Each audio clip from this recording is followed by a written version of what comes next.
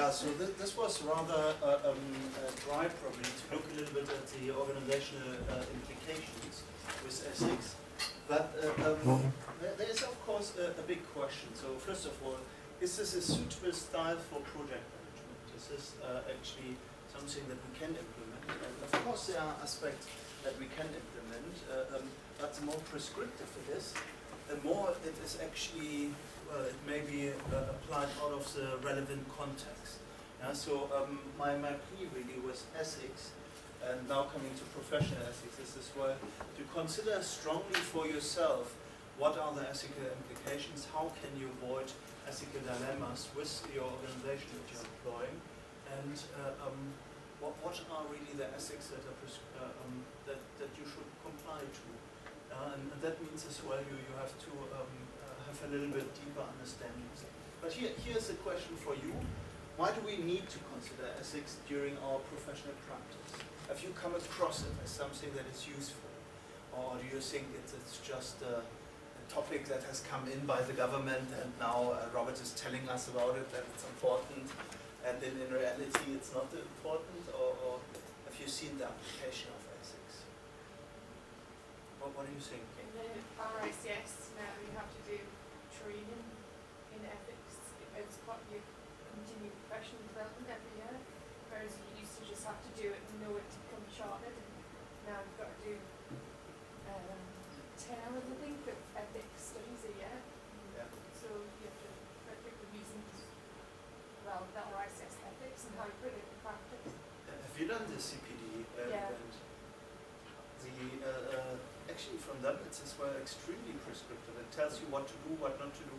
Yeah, and you have to upload everything online and give evidence of what you've done as well. So they're really strict about it. And you follow it? Well, yeah, luckily with doing the masters, they kind of covers the majority of my CPD, but I also do additional training on top. Okay, so this is one way where you see the application. Anybody else? Yeah. I think it's important for the tender, for the public work, because if there is corruption or bribery, we need to have ethics to avoid it. So it's as well a question of bribery or being transparent about it. We had, of course, in construction we have kind of a bad track record. Not so much in France, but actually the Netherlands was pretty bad, yeah. And not looking at you as specific, but and in Germany it was actually as well quite bad, yeah. So there were collusion and bribery going on a larger scale, and this is literally something where it becomes very, very tough because if you then make the statement, it often has large implications for you. Yeah, but more practical, you see now in some countries that professional bodies are enforcing it. So this is quantity surveying, so isn't it? Or building surveying, okay. It's any surveying with the RICS, so yeah. covers everybody. Oh, do you have different code of conduct for the ethics? Not for the ethics, it's the It's the same same. across the board. You have different competencies for quantity surveying, building surveying, project management. Okay. But the responsibilities in terms of ethics are pretty much the same. Okay, well, we have a look in a second actually at a professional one. So there are a few more ethics that kind of sit at the macro organization of our projects. Is there anything else coming to mind?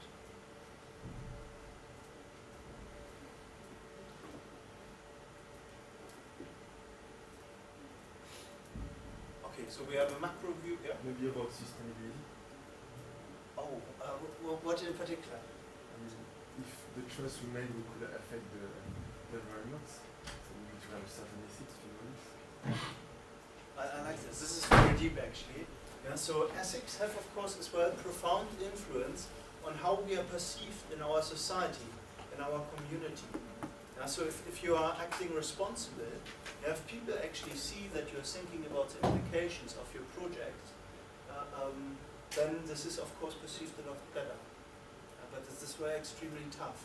Sometimes a very planned and organized way can be counterproductive. You can ask Alex Hope's project is being built at the moment, yeah, in North Shields, and he was all about sustainability, but he planned that 10 years ago, And they have agreements that even specify the material that they're using, the particular window framing, and so forth. Yeah? And he looks now back at it and he thinks, like, we should have made it more. We should have enforced the process, not the actual product, because now they're building a house that is actually effectively 10 years outdated. Some people smile about this. I found it as well quite amusing. Yeah, but he was basically claiming that because they were so concerned that the main contractor and the subcontractors may not actually act responsible to build this and overcharge the council, that they went down a very blind route, and now of course it comes back from a community point where it's the question, why do we build this outdated building for us? It's not completely outdated, but some of the applications are. So it's quite a tough one. Business ethics, I wanted to have this here, and I've given you links where you can read up on it. This is really a main strong, wait, before we go into it. Ethics comes kind of, it's a very long tradition. Yeah? We have the different forms of ethics. We have ethics is kind of a translation of moral agreed between different people. Yeah? So we have our moral principles. It's kind of this thought in thinking in good and bad. Yeah? And this says this good and bad comes kind of a theologic tradition. So and Greek philosophy really, what is perceived good and bad for different people, and led to the whole school of thought of seeing the individual, the group, society, and the individual moralities being agreed into ethics. Now ethics has kind of a strand of different ideas. Said already monetarisms are a kind of a big thing. So if you believe in a particular ethical, in a monotheism, in a higher force that is basically giving you authority, then this has of course an implication. Yeah?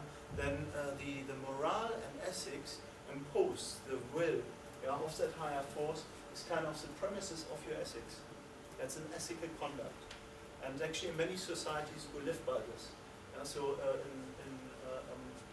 Which ethical, monotheistic ethical conduct do you have in the UK? Do you know this? It's the Church of England. Yeah. They kind of give you a conduct by which you should live in society. You laughed about it. I wouldn't follow everything they do. Okay, yeah, but this is one form of ethics. Yeah. So we have. By the way, this was breaking the leadership ethics. You shouldn't undermine other people's. Okay, but no, it's not the religion. It's not the religion side. It's all far from the religious, far from the ethical side of some of their practices. Yeah. Not the religious side. Okay, but nonetheless, I take this. Yeah, but it's an ethical principle. Yeah, and this is then interpreted by responsible people that do that. Yeah, so this is something, and here's the controversy. We have the same with governments that impose ethics. This is heavy. So what I'm saying is that in some countries you have actually a country regime, sovereign group that presupposes their will as the ultimate decision of ethics. Saudi Arabia. Well, I don't want to name countries. There are a lot of them there. So I wouldn't want to pick a point. We would sit here probably for quite some time to discuss all the implications. So we have said when certain things are overwritten. Controversial one at the moment, you would say that the USA are one of those countries. Yeah, they have a constitution, values that they have agreed. The military has overwritten 3 of them. This is such a thing. It's not. There was not the voting of the people where they said let's scrap 3 and 5 of the constitution. So we have that actually in many countries. It's a more common ground, and that means the ethical conduct comes in from there. Yeah, we have as well societies where it's democratically agreed by representative. Yeah, and this is professional bodies. Yeah, so are you as well a member of the societies that kind of have their specialist interest groups? Yeah, well, building surveying side and project management. Okay, so you are attached to that. Have you as well voted what good practice is and what Through good the ethics RICS, are? yes. Yeah. We have some input, yeah. And well, I'm an assessor as well, so I have to get involved. So you did it, Yeah. but you tell it already with a negative notion. I had to be involved. I'm one of the assessors. There was no way around it. Yeah, okay.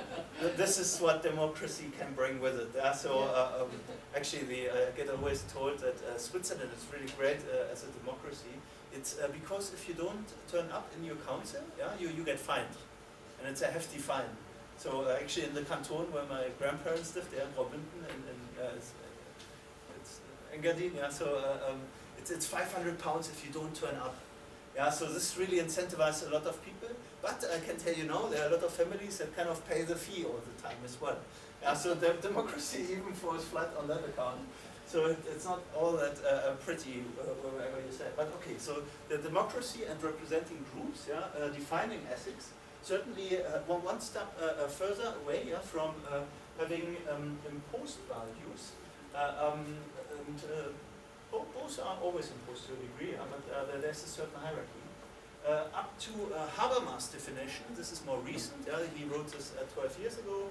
He kind of pleaded, and this is very essential for us as project managers, to kind of make it an exercise, to come together and ask people to contribute what are their moral views, their personal moral views, and come up with an ethical code of conduct that is basically adjusted with the situations that you can use for review. Now this is of course the purest form of democracy that Habermas is encouraging there. By the way, he does one tricky thing. He says is only the people involved that are actually actively affected by it. So in your project team on the construction side, this would mean whoever is on the construction side, that would be the ethical contact.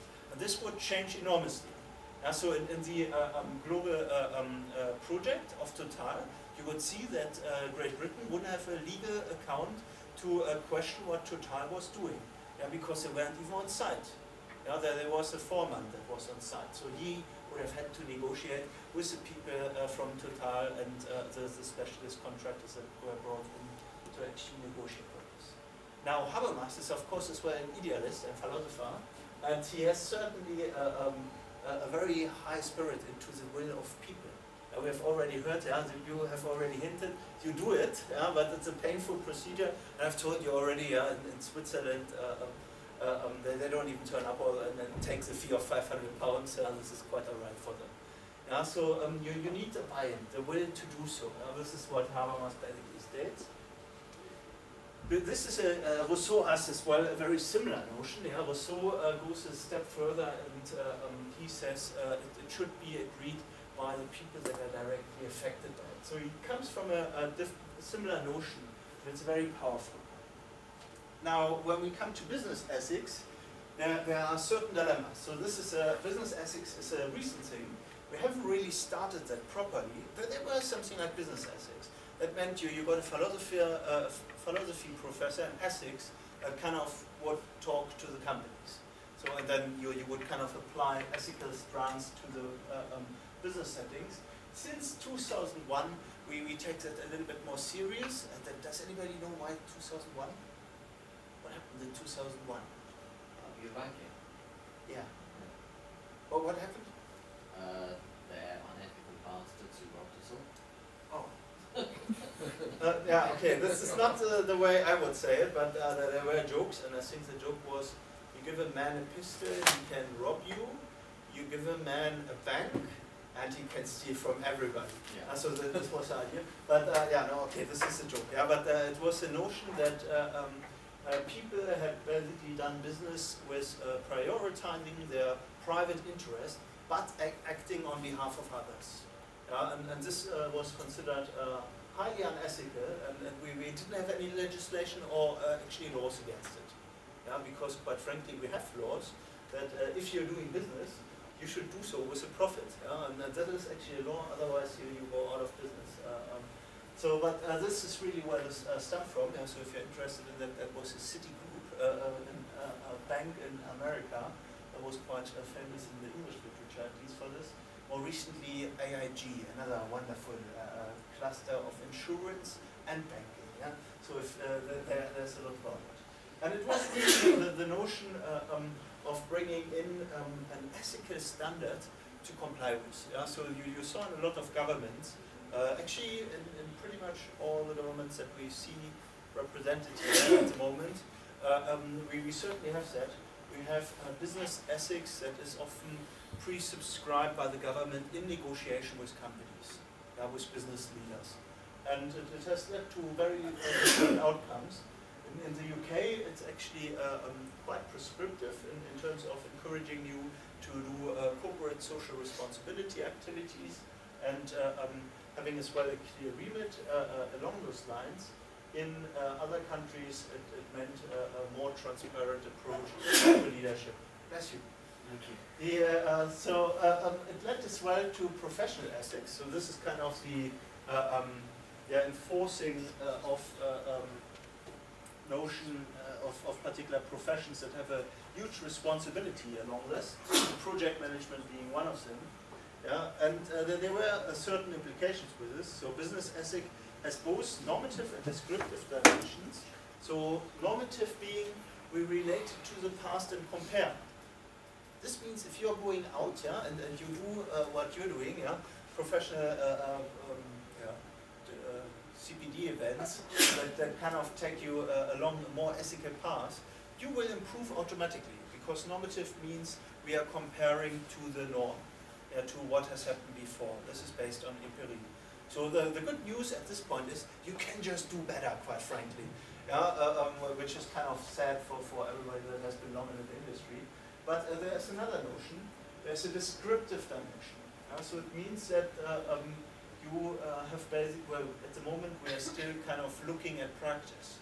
We are not talking about pure ethics. Business ethics is ethics applied to a business setting where we try to improve. Does it make sense? Yeah. So this has as well then further implication. So norm is always kind of what is good practice. It's not optimum. It's not minimum either. So there's a problem with it. So normative means we are looking at the average normally, or the normal expected behavior, and there's better around. As corporate practice and a career specification, the field is primarily normative, so this is again what's expected from you. We will come to that in a second and have a look at what that actually means. It's as well academics attempting to understand business behavior, employ descriptive methods, and a range of quantity of business ethical issues reflects the interaction of profit maximizing behavior with non-economic concerns. So here you come into what you probably had with Alex, which a few of you will have next semester with Alex. It's the notion of environmental issues, society issues, political concerns and so forth. So what can we do about it? And the pragmatic answer is we can try to managing consultants without anyone crying. This is the important heading. This comes really from a planning exercise that we did for some time ago to look at the main principles of this. I have like different notions in here, but I will try to keep it very general.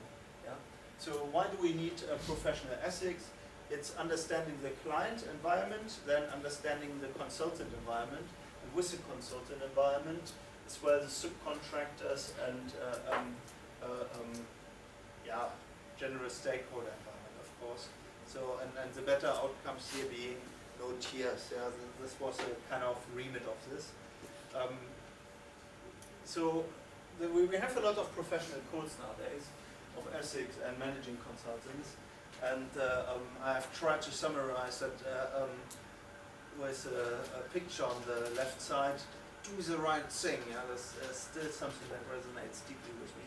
So we shall accept decisions of our client or employer concerning the objectives and nature of the professional services we perform, unless the course of action is illegal or plainly inconsistent with our obligation of the public interest. So this is quite an interesting one. Do we, in the private sector, why should we think of the public? Yeah. Who determines who is the right thing for the public interest? Yes, this is a good question. This was my question. You stole my question. Okay, so this is an interesting one. Yeah. So, what is the right thing for the public interest? Oh, yeah. Well, everything we do, especially in the construction industry, is going to affect the general public around you with the social impacts and the environmental impacts. And we should all be aware of those impacts before we consider doing anything. Yeah. It affects us, our children, so on and so forth, whatever we do. Okay, so we have an impact on future generations, and we create, of course, a space in which we live, or that we use. Yeah. It depends on the situation, in my opinion. I like that. Yeah. Perhaps when I was in local council, remember it wasn't a clean process for manage the waste, for the construction projects, public projects. So there were only two accredited waste amounts. Okay, the two companies that were accredited to manage the waste. Mm-hmm.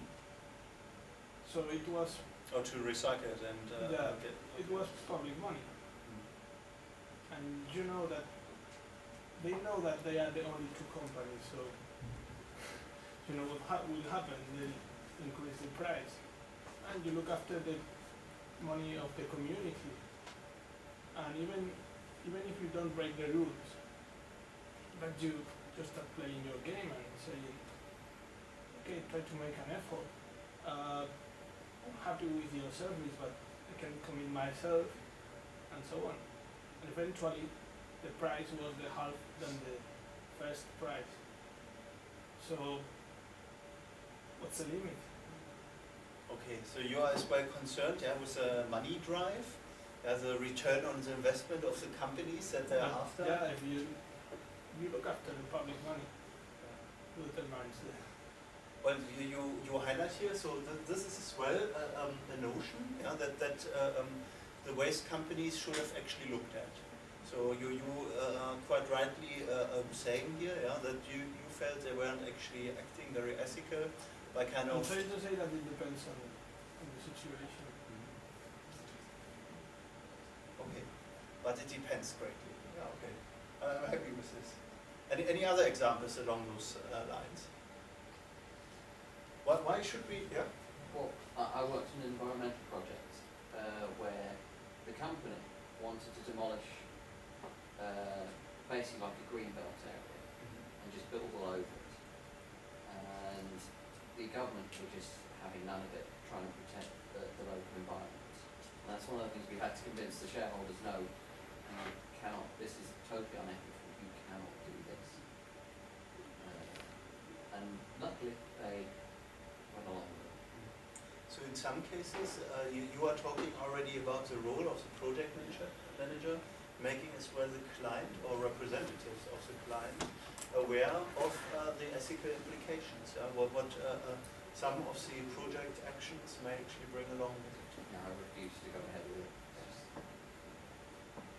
But this is always that we have actually our public interest at heart.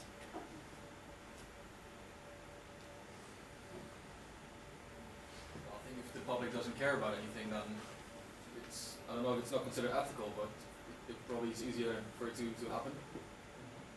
So there would be like a certain green area, and all the people enjoy it because it's only the one of the green areas in the city. Obviously, it's easier to build, or hard to build, and then whereas if there's enough green, people don't care if they build like on one little piece. I think like the societal consensus is a big impact of the ethics.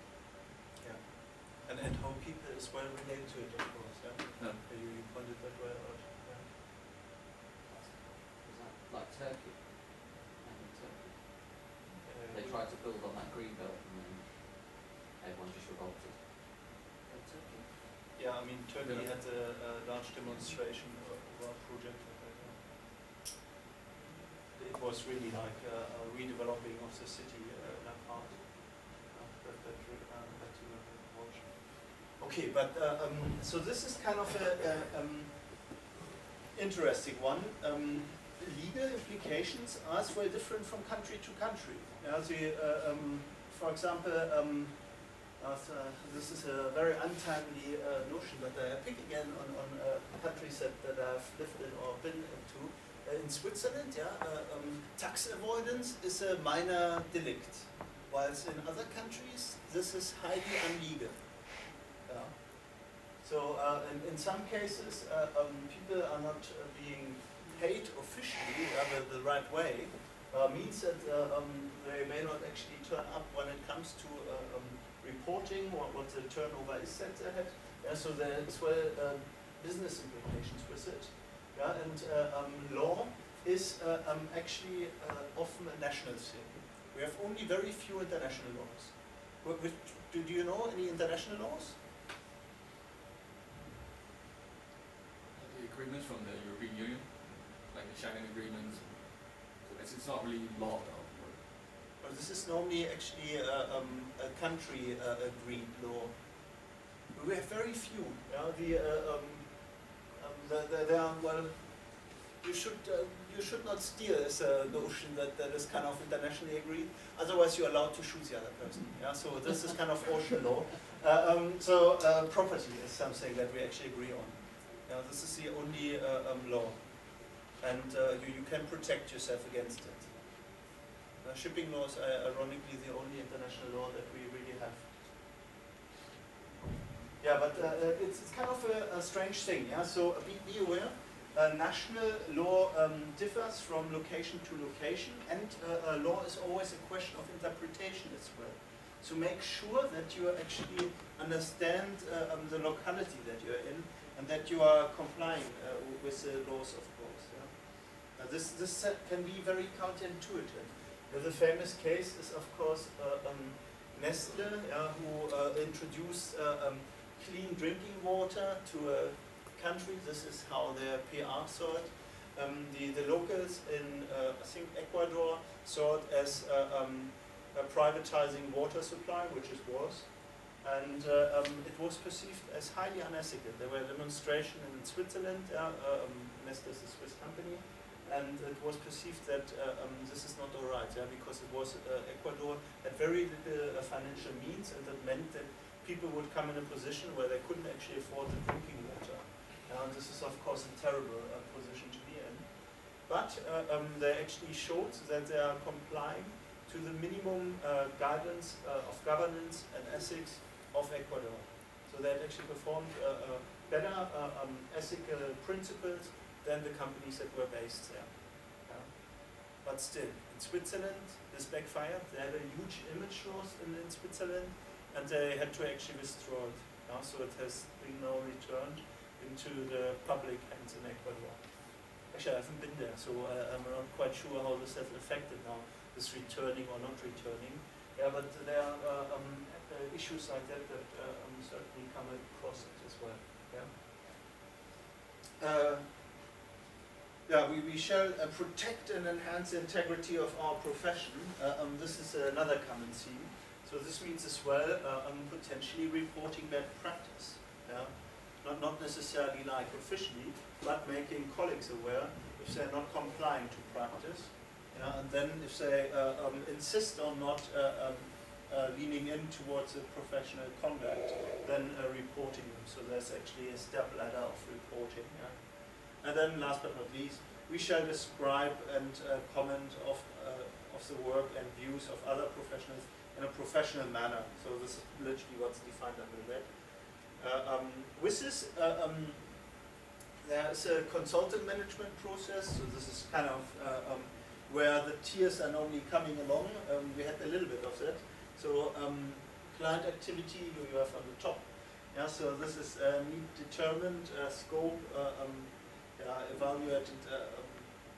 What was the idea again? Oh yeah, advertisement. Yeah, evaluate and select, of course. And then, of course, there's the negotiations. This is normally when the first tier comes to the client's eyes. Yeah, when you realize that you haven't thought of the particular criteria that you were after. Yeah. Then on the consultant activity, there's the pre-selling, giving them kind of ideas of good options, so potentially influencing the client there. So there's the first danger actually. Then a strategy about how to bid about it. Then team submittal, then interview for the project, then realizing that you may got it or not, so this is again where the tiers come in. And then prime and subcontractors, you're basically committing on how you're going to do it, and you price it out. And with this again, there may be tiers to be had if you're realizing that your favorite subcontractors are not available, or your prime subcontractor doesn't want to do it, then it's of course a dilemma. This goes on, then you have on the client activity the project kickoff, and then of course as well the consultant kickoff preparation. Then you have on the consultant side the technical work, stakeholder contacts, corporate project reviews. There are a lot of tiers to be had potentially for many reasons. What could be reasons for this? Technical work, where could the tiers come from?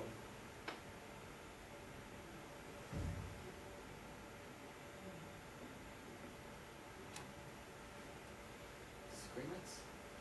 Yeah, disagreements, yeah, quite right.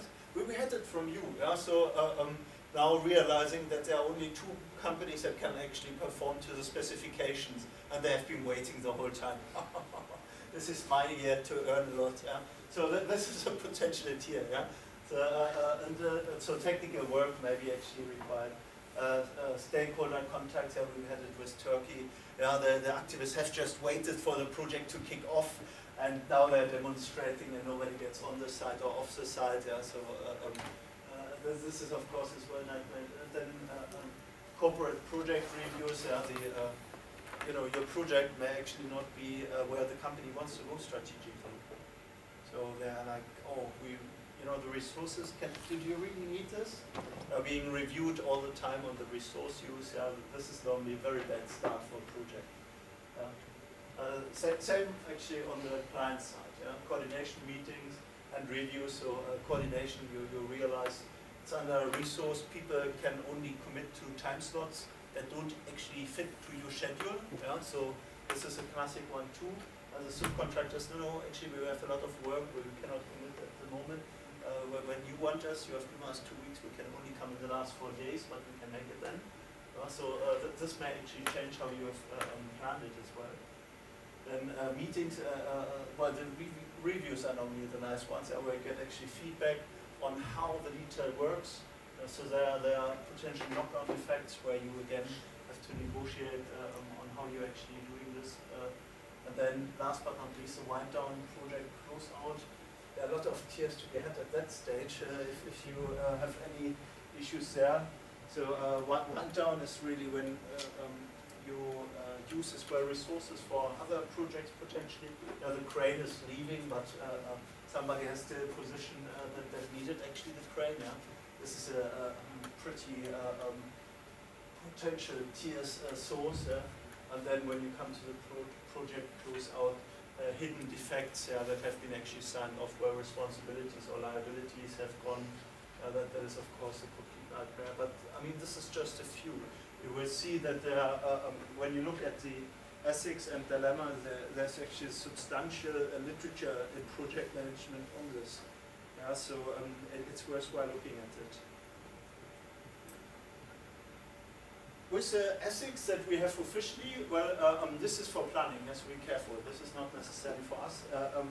Ethics, am I acting honorable way? So this is in a way coming back to the general principles. Then we have expectations. Am I enabling mistakes, either real or perceived, that could harm myself, my client, or my employer? And then policies, am I following the rules as best as I can? And that has as well to do with looking at how you're interpreting this. And then international and national and professional laws potentially, or conduct. I actually don't know a lot of countries where you have, do we have any professional laws in Great Britain? I think the only one that I know is the Hippocratic Code.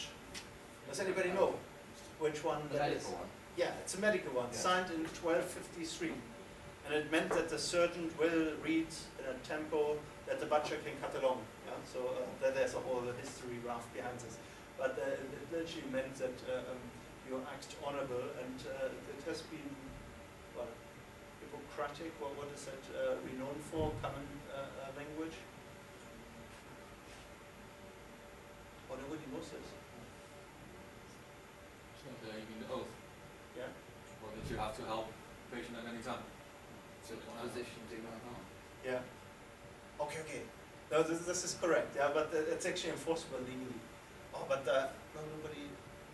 Okay, and this may be a German thing. Yeah. Hippocratic oath.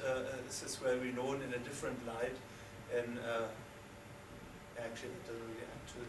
It's entertaining, but so the Hippocratic oath was perceived as misleading. So if somebody tells you a notion that he can help you, but the implication may be that it's a lot more harmful, the help, than not doing anything about it. Okay, this hasn't translated through. Maybe it's a German thing, I have to be careful here. Yeah, but Do more harm than good. yeah, so literally, I mean, this is still true actually in the medical case. Sometimes you have something that is not well, but by trying to operate it or save the person, you potentially kill them.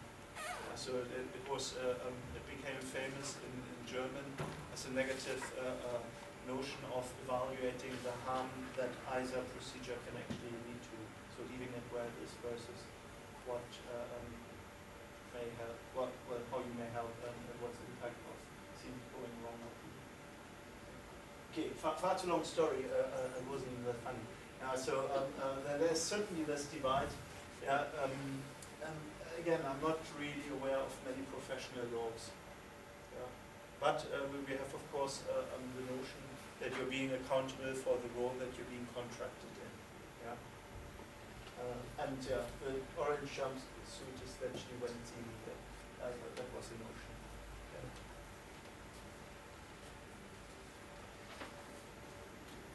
Yeah, so here a little bit an idea. This is actually now a little bit mega project focused. So this is coming back to Ben Freiberg's studies, really. What clients want. This was quite an interesting one. So solid experienced team, strong track record of success, meet schedule and budget, cutting edge award-winning work, practical solutions, good team dynamics and communications. Comfort level, respect for internal staff capabilities, political constraints, able to deal with political constraints, able to as well with stakeholder issues, funding partners issues, flexibility, so if there's a last point change, they are able to deal with it, and of course accountability, so if something goes wrong, it's they're responsible for it. And last but not least, very important, no surprises. So this is what the client wants. Here's what the consultant wants, and the picture in the corner kind of summarizes this all. There's a profitability on the one side, and then the ethical way of doing it. Yeah. So financial success of the project. This is probably the main driver. If you're working in the commercial, well, what is it on the public side? What is it financial success? No. So what would you be rewarded on? You are simply contracted, but Okay, so you have been kilometers from being successful. But successful is if you are spending the allocated money successfully on the project, as planned. Yeah, it's good. Okay, so in the UK, this is quite interesting. We get actually penalized on public projects, well, in research. We get penalized if we don't spend our budget completely that we have allocated. So like we had that recently. We had a conclusion on a boat trip, yeah, to invite our clients, and then the boat guy wanted to make us an offer. Instead of, he said like, no, let's have we wanted open bar but limited, yeah, so that people still walk dignified from the boat. And he said like, no, we do it the other way around. I make you a cheap price, but people, after they have finished the top, they can buy drinks on my boat. So you clearly done the math somewhere else. And when we looked at the budget, that meant we saved £1,500. This was really bad for us. So it's like basically, it's now nearly end of the year. Yeah, so next month we have to have our budget spent, because if we don't, then we get penalized on the next project. We get a percentage less for our bid. Yeah, so this was really bad for us. That meant we were in a very strange position. I recommended then that we kind of buy more drinks for free and take the deal nonetheless. But the guy didn't want to do this. He had seen through that I was just cutting their corners, but okay. But in the public sector, you're being evaluated as well on spending. It creates very strange dynamics. Somewhere in the northeast, I'm not allowed to wear a Singer promise that my interview is. But it's quite interesting. Around this time, there are a lot of small jobs being done, like road repairs, or if there's something that needed to be done and wasn't proper budgeted for, then normally allocations are made. And this is not just councils, this is as well NHS and so forth. So it's actually quite surprising. There's a certain dynamic behind this financial release mechanism. Yeah? But of course, on the client side, not on the client side, but on the consultants or contractors side, they are certainly looking at financial success of the project, because otherwise they have no legitimate reason to be in business. Then you have a relationship, is of course, is this true? Do you think that is true? Relationship, long-term, not short-term? And then repeat work, reliability with a client. Is that something that you would like as a project manager? Yeah? Yes. It's easier. They come back to you. Brilliant. Okay. So what would be I like that you just summarized. It's a lot easier if they come back to you. But what would be the benefit of that? Well, you're not spending money on advertising with them business. If they're coming to you for a repeat business, you've got constant money flow coming. Security. Yeah, Security okay. of income and work. Yeah, security of income and work. Yeah, and it builds a relationship. Yeah, so it's not just this contractual bound, but a one-off. So this can be very powerful. Then what else does a consultant want? It's fairness, evaluation and selection, contract negotiations, reasonable budget given uncertainty. Yeah, or with the contingencies even planned in. Yeah, so agreeing on material trade price when it's actually bought. Yeah, so with steel, in large project, that is often something that companies consider, especially if you buy extensive quantities. Some main contractors go for it and they just say like, yeah, okay, we buy this, we guarantee the price for this. But if it's a trade good and it's in large quantity, it's actually quite common to do this. But the client, for them, it's of course enormous uncertainty, and they may not regard this. So they are already a direct conflict with this. I hope so you see that, yeah. Then information, clear client goals, project drivers, hints on what is really important. So possibly even a prioritization of project success criteria and project success as a whole. Yeah. Any other thoughts to this? Does that make sense? Yeah. So you have said, why would it be fairness in evaluation and selection? We just had that we want to have repeated work. Yeah. You don't get corruption or sort of people always picking their own friends. Wouldn't that Everyone has like an equal chance of winning a tender. It's this notion that you really, when you come to the bid, that each bid is evaluated fairly, that no information is leaked before it comes to the bid, Yeah, not that some of the bids are actually informed what the prices are and the other bids. This is often a huge concern. Then of course you have defeated the purpose. Yeah. Okay, I have a few questions that I want to discuss actually later. I wanted to show you the descriptive codes as well. I have done it for engineers because that was actually the one that was kind of in parallel with the APM and is a little bit more broadly termed. The codes like RIGS or as well CROB has their own, they are too detailed, it's too much. Well, how many pages is it? It's 20 pages or something. Yeah, and it's quite guiding. Yeah, but to get an idea, so here we have two. This is one is from the US, and then I show you the same from the UK. Hold paramount the safety, health, and welfare of the public. Perform services only in areas of their competence. Issue public statements only in an objective and truthful manner. Act for each employer or client as faithful agents or trustees.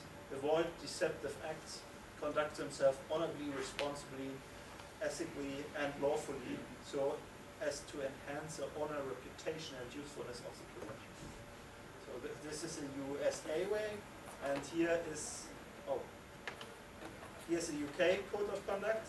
I think there's one more. No? Okay. Prevent, avoid danger to health and safety, prevent avoidable adverse impact on the environment, maintain their competence, undertake only professional tasks for which they are competent, disclose relevant limitations or competence, accept appropriate responsibility for work carried out under their supervision, treat all persons fairly without bias and with respect, encourage others to advance their learning and competence, avoid where possible real or perceived conflict of interest, advise affected parties when such conflicts arise, observe the proper duties of confidentiality owned to the appropriate parties, reject bribery. This is kind of ironic, it's written here concrete and the other one is not. Yeah. But okay, so reject bribery, assess relevant risk and liability, and if appropriate, hold professional indemnity assurance. Yeah, so notify the institution if convicted of a criminal offense or upon becoming bankrupt or disqualified as a company director. Notify the institution of any significant violation of the institution's code of conduct by another member. So this is quite rigid. Yeah? Here we have additional notions. Are they the same?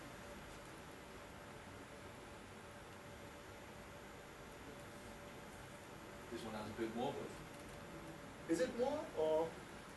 well, maybe Is you can there say this is included in the other, like the one in the USA, but like this one says specifically that you have to notify the institution, which I think the previous ones didn't. Yeah. So in the that was a bad idea. This was very bad. Okay. But I'm running out of time. Okay, but the comparison.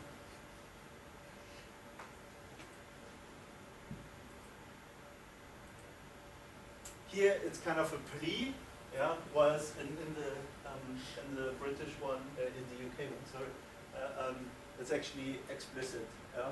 So it's the UK one is a lot more refined, if you want. They tell you even how to actually keep the honor up by reporting. First you have the chance to tell them yourself, then your peers are going to report you. So this is kind of the order. And in the other one, this is actually not specified. Yeah, but okay, this is like settled or very small changes, and you will see that ethical codes of conduct differ greatly, up to being upset. Yeah, but I think actually, yeah, in most countries that if you're going back to Dubai or Abu Dhabi, you even have a code of conduct too. So you will see that. If you're going to Germany, I warn you now, there is no code of conduct. Yeah, you're in cowboys land. No, it's not that bad. But there are more general codes, and they just want you to perform the outcome. but okay, we leave it at that Using point. camera. Yeah? Abu Dhabi we using camera. Yeah. Same. Any questions at that point? Okay, I want in the seminar to debate this. Yeah, I hope this resonated a little bit. We talk about the case and we will start with opposition and have a debate on it. And we do before what you think and then after the debate what you think. I hope that will be fun. Okay, so do you have any questions? Okay, then I will see you in the seminar. Thank you very much.